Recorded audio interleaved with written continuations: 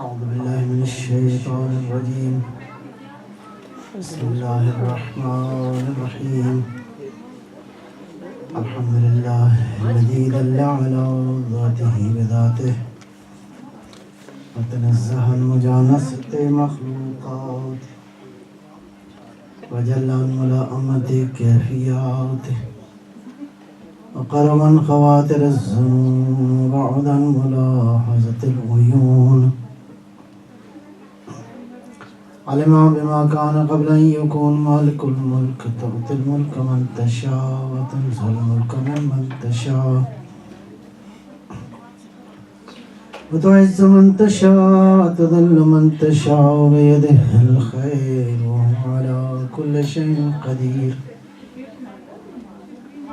والصلاة والسلام على سيدنا أشرف الأنبياء والمرسلين سيد الأبرار ونخبة الأخيار زين الرسالة والنبوة ينبوع الحكمة والفتوى ونبي الأنبياء وصفي الأصفياء الذي بنوره استوت الأنوار واستنارت الشموس والأقمار وبظهوره تجلت الأسرار الذي في السماء اسمه أحمد وفي الأرض بالقاسم محمد. اللهم صل على محمد وآل محمد وعلى علي بن عمه كاشف غمه سيد الأولياء والأوصياء وسد الله الغالب غالب على كل غالب الذي حبه فرض على الحاضر والغائب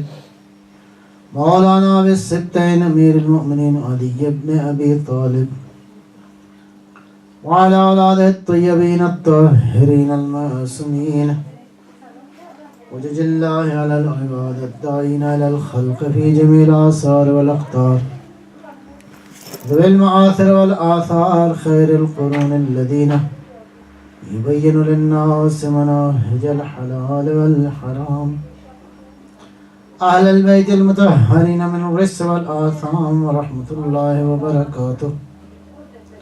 أما بعد فقد قال الحكيم بسم الله الرحمن الرحيم قل إنما أنذركم بالوحي. صلوات محمد. اللهم صل على محمد وآل محمد. انسانی ہدایت کا جو عنوان ہے، حقیقت یہ ہے کہ اس ساری کائنات میں خالق نے جو بھی بنایا ہے، چاہے اس کا تعلق جمادات سے ہو، چاہے اس کا تعلق نباتات سے ہو، چاہے ان مخلوقات سے جن کا تعلق ظاہری حیات کے زمرے میں آتا ہے، اور ان میں سب سے اعلیٰ مخلوق جو ہے وہ ظاہر ہے کہ انسان، باقی ساری مخلوقات اس کی خدمت کے لیے پیدا کی گئی ہیں. تو براہ راست انسان کی ہدایت کے لیے پروردگار نے جو نظام خلق اور وضع فرمایا ہے، اس میں سب سے پہلا مرحلہ یہ ہے کہ انسان اپنے اعمال، اپنے کردار، اپنے کریکٹر، اپنی ایکٹیویٹیز، اپنے ایکشنز، اپنے ڈیڈز کو کہ کیا کرنا ہے، پہلا مرحلہ یہ ہے کہ سمجھے کہ خود کیا ہے، اس کی مینوفیکچرنگ کیسے ہوئی ہے، اس کا میک اپ کیا ہے، اس کو کس لیے بنایا گیا ہے، اس کی ساخت کیا ہے. اس کی ساخت صرف فزیکل ساخت ہے، صرف میکینکس ہے، اس کے اندر صرف کیمیکل وجود ہے یہ، یا میکینکس کے علاوہ بھی اس کے وجود کی کوئی حقیقت ہے. تو پہلا مرحلہ ہے تفسیر کرے کہ یہ انسان کون ہے، یہ انسان کیا ہے، اس انسان کی حقیقت کیا ہے. ایک بات. دوسرا یہ ہے کہ ساری کائنات کے اندر جو کچھ ہو رہا ہے یہ بات بڑی اہم ہے جو میں آج اگلے مرحلے میں عرض کر رہا ہوں. اس کائنات میں چھوٹے سے چھوٹا عمل، ایکشن، چاہے وہ انسان انجام دے رہا ہے، چاہے عالم تکوین کے اندر کوئی عمل ہو رہا ہے، صبح ہے، رات ہے، بارشیں ہیں، بارش ہے، زمین، آسمان، سورج، ستارے، پرندے، ہوائیں، فضائیں، پانی، یہ جتنی مخلوقات جو کچھ انجام دے رہی ہیں اور انسان جو کچھ انجام دے رہا ہے، یہ سب انٹر لنکڈ ہے. یہ سب ایک دوسرے سے مربوط ہیں، بے ربط نہیں ہے کوئی بات. اب آ جائیں، انسان کا اپنا عمل دو طرح کا ہے. ایک بحیثیت انڈیویجول انسان جو بھی عمل انجام دے، ایک بحیثیت کلیکٹیو گروپ کی شکل میں، گروہ کی شکل میں. یہ جو گروہ کی شکل میں انسان انجام دیتا ہے اعمال، اس کا سوسائٹی پہ بھی امپیکٹ ہے، عالم فطرت کے اوپر بھی اس کا امپیکٹ ہے. انسان کے اعمال کا اثر ہوتا ہے اس کے اجتماعی اعمال کا بھی اور اس کے انفرادی اعمال، یہ سارے کے سارے مربوط ہیں. یہ جو کہا جو کرو گے سو بھرو گے، اس کا مطلب ہے تمہارے اعمال کا نتیجہ ایک فطری نتیجہ ہے جو سامنے آ رہا ہے. لہذا ساری کائنات کے اندر موجود اعمال ایک دوسرے سے مربوط ہیں. یہ کائنات بے شعور نہیں ہے، باشعور ہے. یہ کائنات کا ذرہ ذرہ شعور رکھتا ہے. اب آئیے اگلے مرحلے میں. اس کائنات کے اندر دیکھیں، یہ دو چیزیں موجود ہیں. شر موجود ہے، خیر موجود ہے، نور موجود ہے، ظلمت بھی ہے، موافق بھی ہے اور غیر موافق بھی ہے، حرکت بھی ہے اور سکون بھی ہے. یہ جتنی قوتیں ہیں، موافق، مخالف، حرکت، سکون، نور، ظلمت، خیر، شر، یہ عالم ہستی کے اندر موجود ہے. لیکن یہاں پہ بہت باریک فلسفیانہ نکتہ ہے. میں فلسفے کی زبان میں نہیں، عام زبان میں آپ کے سامنے عرض کرنا چاہ رہا ہوں کہ یہ جو چیزیں موجود ہیں، اس میں ایک چیز موجود ہے، دوسری موجود نہیں ہے. اسباب مثال، نور وجود رکھتا ہے. ایک صلوات کو فرمائیں گے انشاءاللہ.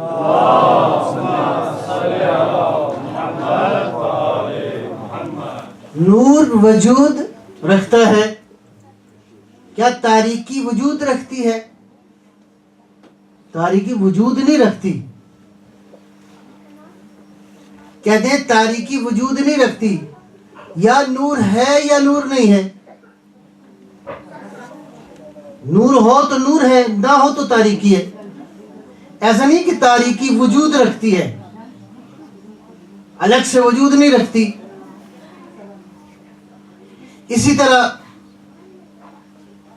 ایسا نہیں ہے کہ حرکت بھی ہے اور سکون بھی ہے. نہیں، یا حرکت ہے یا حرکت نہیں ہے. ادھر امور عدمی ہیں، وجودی نہیں ہیں.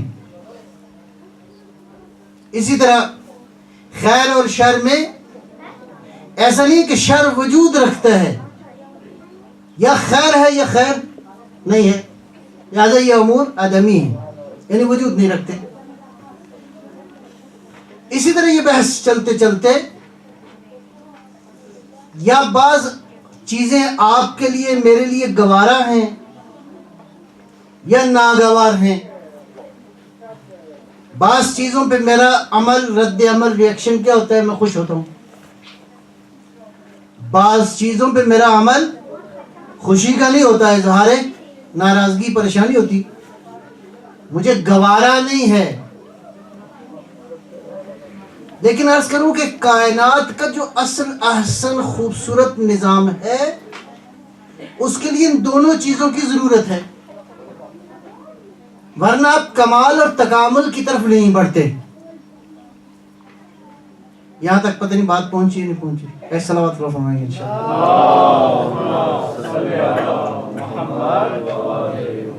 تھوڑا سا اونچا صلوات پڑھیں۔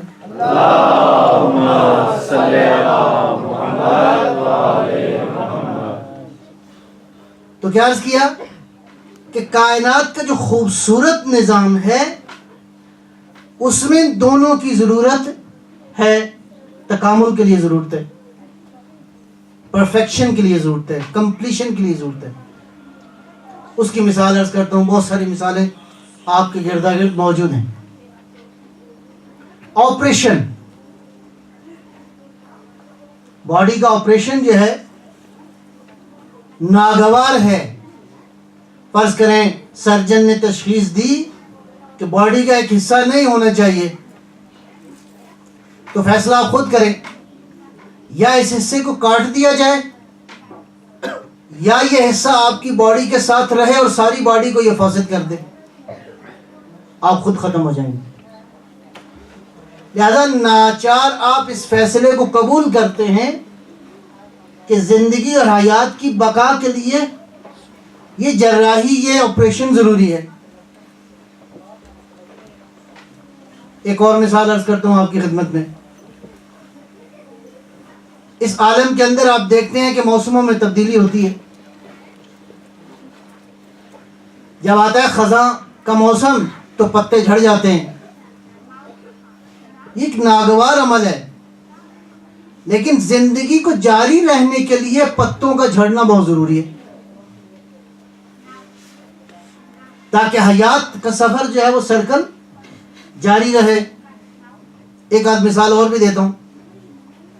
بارش ہوئی، کسی نے اس پہ اظہار ناگواری کیا، یار یہ تو بارش تو بیکار ہو گئی، اس کا بڑا نقصان ہو گیا، میری فصلیں ساری خراب ہو گئی۔ دوسرے کے لیے خوشی کا باعث ہے۔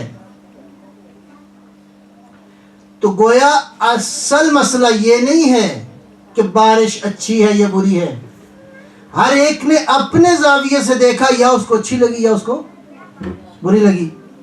بس دیکھنے کی اینک جو ہے وہ ہر ایک کی چھوٹی اینک ہے، ہر ایک نے اپنی پرسنل اینک سے دیکھا کہ بارش کا وجود یا رحمت ہے یا زحمت ہے۔ ایک اور مثال عرض کر دوں، یہ بہت سارے لوگ یہاں ڈرائیونگ کرتے ہیں۔ اگر سڑک 100 میل جو ہے 100 کلومیٹر 200 کلومیٹر بالکل سیدھی سموتھ ہو، تو یہ ڈرائیور خود بتائیں گے کیا ڈرائیونگ کرنا آسان ہے یہ مشکل کام ہے؟ ایکسیڈنٹ کریں گے، نیند آ جائے گی، آپ نہیں چل سکتے۔ لہذا نشیب و فراز کی ضرورت ہے، کہیں نہ کہیں ٹرننگ کی ضرورت ہے، کہیں نہ کہیں بیریئر کی ضرورت ہے، کہیں نہ کہیں ٹکٹ لینے کی ضرورت ہے، تاکہ حواس جو ہے وہ قائم رہے اور گاڑی جو ہے منزل پہ پہنچ جائے۔ لہذا کہیں نہ کہیں زگ زیگ کی ضرورت ہے۔ اس کا مطلب یہ ہے کہ یہ زگ زیگ منزل تک پہنچنے کے لیے ضروری ہیں، بظاہر ناگوار ہیں۔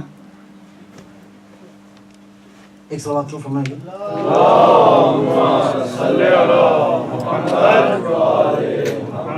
یہیں سے ایک مسئلہ، اس عالم کے اندر آفتیں، بلائیں، امراض، مشکلات پیدا ہوتی ہیں، اس پہ کیا تبصرہ ہے؟ پہلی بات تو یہ ہے کہ آیا یہ سارے کے سارے جو کچھ ہو رہا ہے، طوفان ہے، مشکلات ہیں، پریشانیاں ہیں، آئے یہ سب کچھ من جانب اللہ ہے؟ یہ سب مشیت الہی کا تقاضا ہے کہ خدا نے آپ کو پریشان کر رکھا ہے؟ اب قرآن یہاں پہ تبصرہ کرتا ہے، دو تبصرے میں عرض کروں گا۔ ایک، بسم اللہ الرحمن الرحیم، ان اللہ لا یظلم شیئا ولکن الناس انفسهم یظلمون۔ اللہ ذرہ برابر شے یعنی ذرہ برابر بھی ظلم نہیں کرتا. جی خداوند عالم ذرہ برابر ظلم نہیں کرتا. وَلَكِنَّ النَّاسَ أَنفُسَهُمْ يَظْلِمُونَ. یہ انسان خود ظلم کرتے ہیں اپنے اوپر. اب یہاں پھر مجھے تشریح کرنی پڑے گی ظلم کیا ہے اور ظلم کے مقابلے میں عدل کیا ہے. مختصر انداز میں امیر کائنات صلوات اللہ سلام اللہ علیہ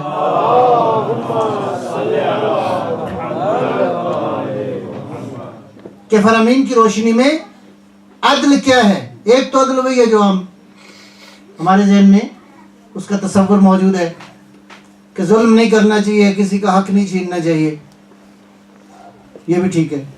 لیکن جو ظلم کی اصل تعریف ہے جس کی وجہ سے فرمایا کہ یہ ساری کائنات اگر قائم ہے تو وہ عدل کی بنیاد پہ ہے. بالعدل قامت السماوات والارض. زمین و آسمان نظام عدل کی بنیاد پر ہیں. نظام عدل کیا ہے؟ وضع الشیء علی موضعہ. ہر چیز اپنے مقام پہ رہے, یہ عدل ہے. اور اگر ہر چیز اپنے مقام سے ہٹ جائے تو یہ ظلم ہے. اس کا مطلب ہے اس کائنات میں جس وجود کی جتنی ضرورت ہے خدا کا عادلانہ نظام اس کو اتنی ہی ضرورت کے مطابق دے رہا ہے. ان اللہ لا یظلم شیئا. پروردگار ذرہ برابر ظلم نہیں کرتا. اس کی ایک مثال غور کریں تو ایک بہت خوبصورت مثال آپ کے سامنے موجود ہے. وہ کیا ہے؟ ماشاءاللہ کھانا تو آپ سب کھاتے ہیں جی, بہت ساری چیزیں کھاتے پیتے ہیں. کھانا کھایا آپ نے, کھانا گیا آپ کی باڈی کے اندر, ایکشن ریئیکشن کیمیکلز ہوئے اور اس کے نتیجے میں کیا ہوا؟ انرجی پروڈیوس ہوئی. ویسٹ یا نکل گیا اور انرجی باڈی کے اندر رہ گئی. اب اس انرجی کی وجہ سے اس باڈی نے سسٹین کرنا ہے. اس باڈی میں ہر ذرے کو انرجی کی ضرورت ہے. کانوں کو ضرورت ہے, آنکھوں کو ضرورت ہے, یہ آپ کی بھویں ہیں ان کے بالوں کو ضرورت ہے, سر کے بالوں کو ضرورت ہے, ناخنوں کو ضرورت ہے, اس جلد کو سکن کو ضرورت ہے, بازو کو ضرورت ہے, اور ساری چیزیں. اس میں کچھ چھوٹے آرگنز ہیں, کچھ بڑے ہیں, کچھ باڈی کے چھوٹے حصے ہیں, کچھ بڑے ہیں. اب یہ انرجی جب تقسیم ہونا شروع ہوئی تو تعریف اس خالق کائنات کی کہ جہاں جتنی ضرورت تھی وہاں انرجی اتنی ہی پہنچی, اس سے زیادہ نہیں پہنچی. کان کو زیادہ ضرورت تھی ان ناخنوں کی نسبت, تو ناخن کو اتنی ملی جتنی اس کی ضرورت تھی. بھووں کے بالوں کو اتنی ملی جتنی ان کی ضرورت تھی. سر کے بالوں کو اتنی ملی جتنی ان کی ضرورت تھی.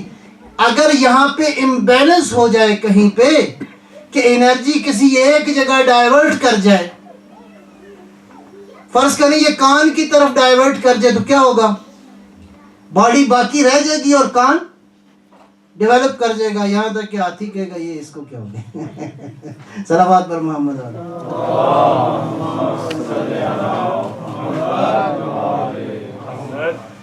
ان اللہ لا یظلم شیئا. دیکھو اللہ ظلم نہیں کرتا, انسان خود ظلم کرتے ہیں. اب آپ نے اس باڈی پہ ظلم کیا, مثلا جتنی ضرورت تھی اتنا کھانے کی بجائے ذرا زیادہ کھا لیا, تو اب خدا نے اس نظام کو عادلانہ بنایا تھے, آپ نے اس کے اوپر کیا کیا؟ ظلم کیا. نتیجہ دن باڈی میں کہیں نہ کہیں خرابی پیدا ہوگی. خدا کا نظام عادلانہ ہے. اللہ پروردگار نے ساری کائنات کو عدل کے اوپر, جو چیز جس ٹریک پر ڈال دی گئی ہے وہ اسی ٹریک کے اوپر ہے. لہذا نتیجہ یہ نکلا کہ یہ جو آفتیں آتی ہیں اس کے 5 مختلف پہلو ہیں. میں ایک ایک کر کے آپ کی خدمت میں عرض کرتا ہوں. صلوات پڑھ فرمائیں گے انشاءاللہ. اللہم صلی علی محمد. پہلا نقطہ، میں دیکھتا ہوں ہر آفت کو، ہر مرض کو، ہر پریشانی کو، ہر مشکل کو اپنی آنکھ سے، اپنی محدود آنکھ سے جو زیادہ نہیں دیکھ سکتی. اگر آپ کسی صحرا میں چلے جائیں تو زیادہ سے زیادہ 60 کلومیٹر، اس سے زیادہ یہ انسان کی آنکھ نہیں دے سکتی. آپ کا تصور زیادہ سے زیادہ کہاں تک جا سکتا ہے؟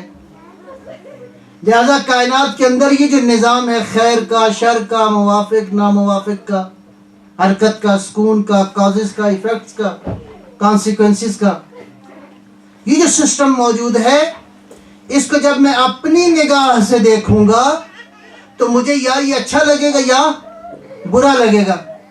لیکن جب کائنات میں اوپر بیٹھنے والا قانون بنائے گا تو صرف آپ کی ضرورت کو نہیں دیکھے گا، وہ چیونٹی کی ضرورت کو بھی دیکھے گا، وہ پرندوں کی ضرورت کو بھی دیکھے گا، وہ سوراخ میں رہنے والے کیڑوں کی ضرورت کو بھی دیکھے گا، انسانوں کی ضرورت کو بھی دیکھا. جس نے سب کی ضروریات کو پورا کرنا ہے اس کے لیے ایک عادلانہ نظام کی ضرورت ہے.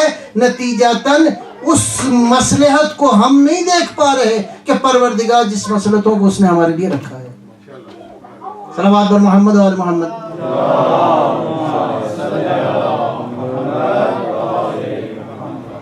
یہ ڈاکٹر بہتر تشخیص دے گا، یہ اس کی ڈائیگنوز کے اوپر ہے کہ کیا پرسکرپشن چاہیے اس مریض کو.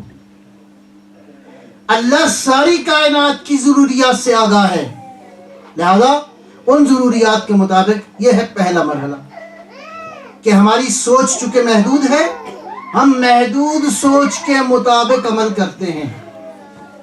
اگلی بات یہ ہے کہ بعض اوقات یہ آفتیں آتی ہیں کس لیے؟ ان الانسان لیطغی ان رآہ استغنی. انسان کے اندر غرور، تکبر، ایروگنس جو پایا جاتا ہے، اس کی اصلاح کے لیے ضروری ہے کہ تھوڑا سا اس کو تھوڑا سا علاج ہے. ایک صلوات پر فرمائیں گے انشاءاللہ. اللہم صلی علی محمد آل محمد. جی، غرور کی اصلاح کے لیے. اور اگر اس غرور کی اصلاح نہ ہو تو آپ آپس میں ہر کوئی انسان سوچ کے بیٹھے، سوچے اپنے بارے میں، اگر ذرہ میرے غرور کو راستہ مل جائے تو یہاں ہر انسان فرعون ہی نظر آئے گا. ہر انسان کی خواہش ہوگی کہ ساری دنیا میرے ہی ماتحت ہو، ساری قوتیں میرے ماتحت ہوں. لہذا اس تکبر کو بیلنس کرنے کے لیے بعض اوقات آپریشن کی ضرورت ہے. یہ دو باتیں ہوں گی. اگلی بات، اس میں کیا ہے؟ ایک مرحلے میں قرآن کیا کہتا ہے؟ عسیٰ ان تکرہوا شیئا. بعض کا تم محسوس کرتے ہو کہ یہ چیز ٹھیک نہیں ہے. وَجَعَلَ اللَّهُ خَيْرًا وَجَعَلَ اللَّهُ فِيهِ خَيْرًا كَثِيرًا. جبکہ اللہ نے اس کے اندر بہت خیر رکھی ہے. اس کی ایک اور مثال عرض کرتا ہوں آپ کی خدمت میں. ماں باپ اولاد کے لیے بہت ساری زحمتیں کرتے ہیں. بعض کا تو بعض نعمتیں ان کو نہیں دیتے. بچہ روتا ہے، ضد کرتا ہے، پھر بھی نہیں دیتے، کیونکہ پتہ ہوتا ہے کہ اگر آج دے دی تو اس کا مستقبل سیف نہیں ہوگا. بچے کے لیے ناگوار ہے، لیکن جس کی نظر میں بچے کی مصلحت ہے اس میں ناگواری نہیں ہے بلکہ مصلحت کثیر ہے، خیر کثیر پایا جاتا ہے. عسیٰ ان تکرہوا شیئا وجعل اللہ فیہ خیرا کثیرا. اللہ نے اس میں خیر کثیر رکھا ہے. اگلی بات، بعض کا کیا ہوتا ہے کہ دنیا کے اندر ظلم موجود، دنیا کے اندر فقر موجود، غربت موجود. یہ سارے کے سارا اس لیے موجود ہے کہ اس کا بانی خود انسان ہے. اس لیے کہ جو ہماری اجتماعی جد و جہد کا حصہ تھا وہ ہم نے اجتماعی جد و جہد نہیں کی. اس کی مثال یزید کا حکمران بننا ہے. یزید کیوں حکمران بنا؟ کیا امت غیر مسلم ہو گئی تھی؟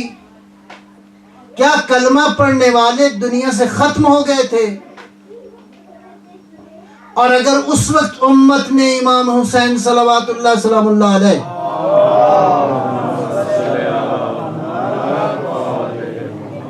کا ساتھ دیا ہوتا تو واقعہ کربلا کی کیفیت کچھ اور ہوتی۔ امام نے بلایا نہیں سب لوگوں کو کہ آؤ میری مدد کرو، اور ابھی تک یہ صدا کربلا سے آ رہی ہے، حل من ناصر ینصرنا، کہ دین کی مدد کرنے والے جب انہوں نے اجتماعی جد و جہد میں کوتاہی کی تو نتیجتاً السلام علی الاسلام اذا بلیت الامم براع مثل یزید، امام کا فرمان، سلام ہو ایسے اسلام پر کہ جب یزید جیسا حاکم ہو جائے۔ کس نے اجازت دی یزید کو حاکم بننے کی؟ پس قوموں کا شعور جب اتنا گر جائے کہ وہ اجتماعی جد و جہد سے کنارہ کش ہو جائیں تو پھر خدا کے پاکیزہ اولیاء کو اپنی جانوں کا نذرانہ دینا پڑتا ہے۔ ایک صلوات فرمائیں گے انشاءاللہ۔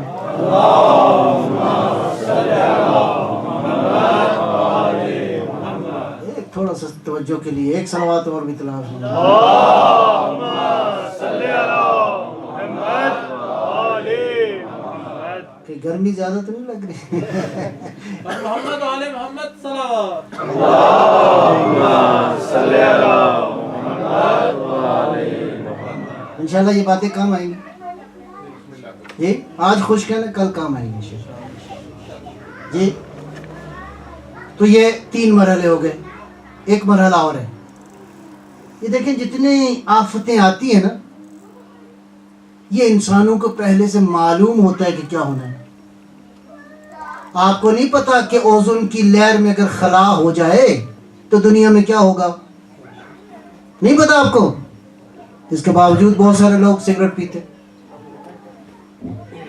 جی دھواں چھوڑتے ہیں، بہت ساری گاڑیاں جو دھواں چھوڑتی ہیں زمین کے اوپر، انڈسٹری پہ انڈسٹری بنے جا رہی ہے۔ آپ کو نہیں پتا کہ اگر آکسیجن کم ہوگی تو کیا ہوگا؟ بیماریاں بڑھے گی۔ تو یہ اللہ نے خرابی کی ہے، یہ آپ نے مل کے محنت کر کے یہ خرابی کی۔ اچھا، امیر المومنین علی ابن ابی طالب علیہ السلام،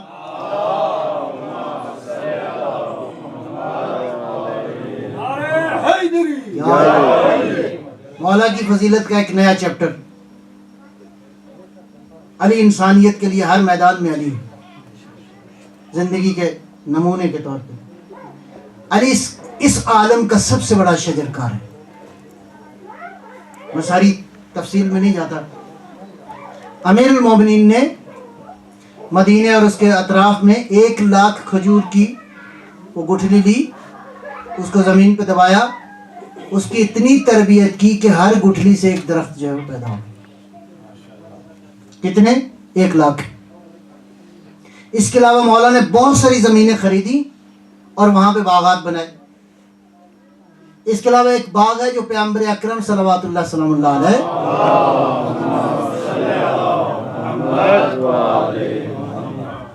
اور مولا نے مل کے بنایا، ابھی بھی وہ جگہ قائم ہے، بہت بڑا رقبہ ہے، شاید میرا خیال ہے کہ 35 مربع کلومیٹر کا علاقہ ہے۔ یمبو نام کا ایک علاقہ ہے مدینے سے باہر کی طرف۔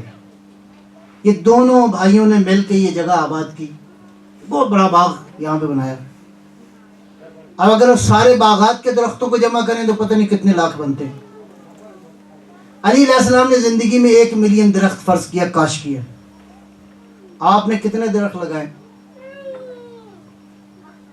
کوشش کریں کوئی 1 آدھ لگا لیں، یہاں نہیں جہاں ضرورت ہے، یہاں ماشاءاللہ درخت بہت ہیں۔ اس کا مطلب ہے دین جہاں کہتا ہے کہ اس سبزے کا خیال کرو، انوائرمنٹ کا خیال کرو، جہاں رہو ذمہ دار انسان کی حیثیت سے رہو۔ اور اگر علی کا کلمہ پڑھنے والے، علی کے ماننے والے دنیا میں روزانہ مہینے میں اگر فرض کیا سال میں 1 درخت لگا دیں تو کہیں نہ کہیں پولوشن کا مسئلہ تو حل ہو سکتا ہے۔ اب اس عالم کے بنائے ہوئے نظام میں خرابی کون پیدا کر رہا ہے؟ انسان۔ انسان کو معلوم ہے کہ کیا ہونے والا ہے. کیا انسان کو نہیں پتا کہ فلڈ کب آنا ہے؟ پاکستان میں فلڈ آیا ابھی چند سال پہلے کی بات ہے. ناعاقبت اندیش ہیں یہ انسان. اگر وہ پانی محفوظ کر لیا جاتا تو پاکستان کی قیامت تک کے لیے پانی کی ضروریات پوری ہو جاتی. وہ صاف پانی، وہ میٹھا پانی سمندر میں کیوں گیا؟ یہ نظام فطرت کی غلطی ہے یا انسان کی پستی فکر ہے؟ اگر انٹیمیٹ کرتی ہے فطرت آپ کو تو کہتی ہے اپنے دفاع کا نظام قائم کر لو. جب آپ نہیں کرتے تو ایک الٹیمیٹ نتیجہ تو نکلے گا. جب پانی آیا ہے تو پانی نے تو فلو کرنا ہے. آپ یا اس کے راستے میں بند باندھ دیں تو کیا پانی رک جائے گا؟ یا اس پانی کو آپ چھوڑ دیں ویسے ہی تو یہ پانی کیا کرے گا؟ سیلاب لائے گا، یہ پانی تباہ کرے گا. تیسری صورت یہ ہے کہ خدا نے عقل دی ہے، شعور دیا ہے، ایمان دیا ہے، آنے والے پانی کو راستہ دے دو، ڈیم بنا دو، ٹریک بنا دو، یہی پانی زندگی کا ذریعہ بن جائے گا. صلوات بر محمد و آل محمد.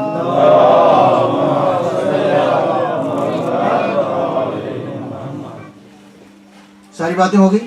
ایک آخری بات اور اس کو سمیٹتے ہیں. وہ کیا ہے؟ ان ساری باتوں کے ساتھ ساتھ بعض اوقات یہ امتحان ہے. لیکن انسان، وہ سورہ فجر کی آیتیں ہیں نا، بسم اللہ الرحمن الرحیم، فَأَمَّا الْإِنسَانُ إِذَا مَا ابْتَلَاهُ رَبُّهُ فَأَكْرَمَهُ وَنَعَمَهُ فَيَقُولُ رَبِّي أَكْرَمَنِ. اللہ کہتا ہے جب پروردگار ان کو نعمتیں دیتا ہے، گاڑی دے دی، گھر دے دیا، پیسے دے دے، بیوی بچے دے دیے، سب کچھ دے دیا، تو یہ کہتا ہے اللہ نے مجھ پہ بڑا کرم کیا. کیا بات ہے، اللہ نے مجھے بہت نوازا ہے. پھر اللہ کہتا ہے ہم تھوڑا سا اس کا لیتے ہیں امتحان. وَأَمَّا إِذَا مَا ابْتَلَاهُ رَبُّهُ وَأَمَّا إِذَا مَا ابْتَلَاهُ فَقَدَرَ عَلَيْهِ رِزْقَهُ. پھر ہم اس کا تھوڑا سا رزق لے لیتے ہیں. کہیں نقصان ہو گیا، کہیں کو بچہ مریض ہو گیا، یا گھر میں کوئی مرض آ گیا، تو 2-4 چھینکیں لگ گئیں، کوئی ایک آدھ بخار ہو گیا، کوئی پیسے کہیں ادھر ادھر ہو گئے، کوئی مسئلہ پیدا ہو گیا. اذا ما ابتلاه فقدر علیہ رزقہ فیقول. تو یہی انسان جو کل کہہ رہا تھا نا اللہ نے بڑا کرم کیا ہے، قرآن کے لفظ ہیں، کیا کہتے ہیں؟ فیقول ربی اہاننی. اللہ نے مجھے بڑا ہی ذلیل کیا ہے. اللہ نے یار پتہ نہیں کیا چکر ہے، اللہ نے تو سارا ایسے بیڑا غرق ہی کر دی. دیکھو کتنا نقصان ہمارا کر دیا. پھر اعتراض کس پہ ہوتا ہے؟ اللہ پہ. اللہ یہ جواب کیا دیتا ہے؟ اما اذا ما ابتلاه فقدر علیہ رزقہ فیقول ربی اہانن کلا بل لا تکرمون الیتیم. اللہ پوچھتا ہے کبھی یتیموں کے حقوق ادا کیے؟ ولا تحاضون علی طعام المسکین.